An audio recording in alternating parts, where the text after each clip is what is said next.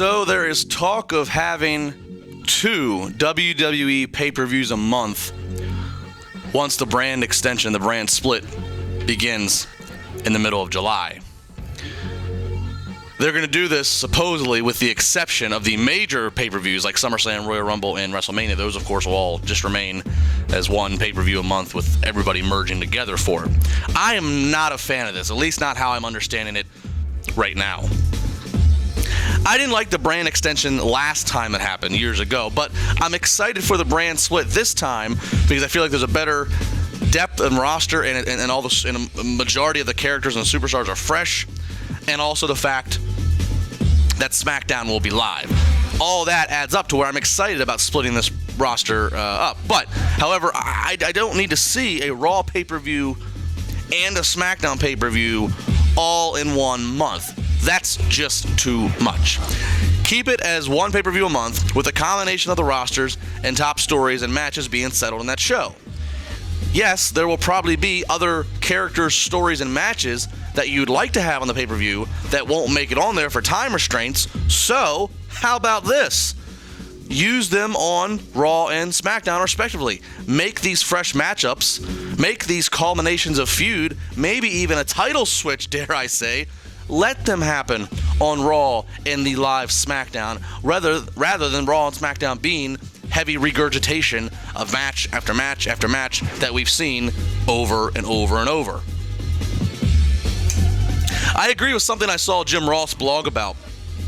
He talked about and said Raw and SmackDown, for this to succeed to its greatest point, this brand extension, they need to have unique identities, and I completely agree. Stemming off of what JR said, these two shows take advantage, have separate entranceways, try to separate as much as possible in the format of how you present the show.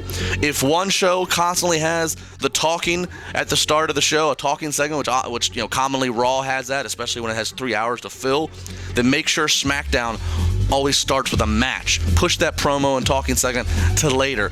Differentiate as much as possible to truly feel like you have 2 separate shows, 2 separate attacks at the audience. At the end of the day, you're manufacturing competition. That's fine, because at the end of the day, all the money's going to the same bank account. In WWE's mind, the 2 pay-per-view system most months keeps the value of the WWE Network up. Well, technically it does because it's more original in-ring content. However, I can't help but think of the scenario that WWE gets to a point of so much content that few people can and even want to be able to keep up and consume all of it. It's like the UFC.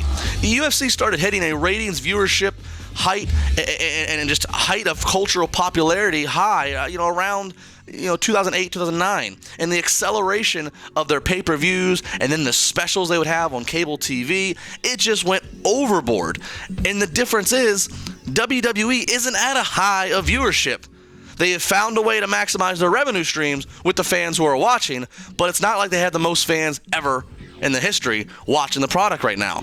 All of this more WWE Network content, it makes me wonder, how many more years are we away from just all of WWE's content being on the network?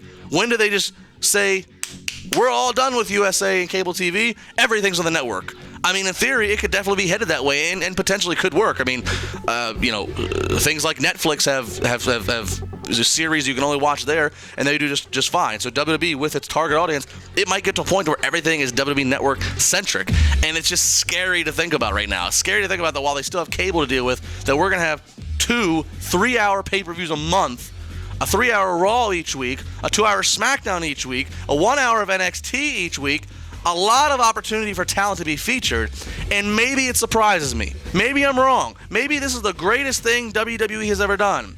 But then again, maybe it doesn't surprise me. Maybe I'm right, and we're going to need a freaking scorecard to keep track of who's fighting who.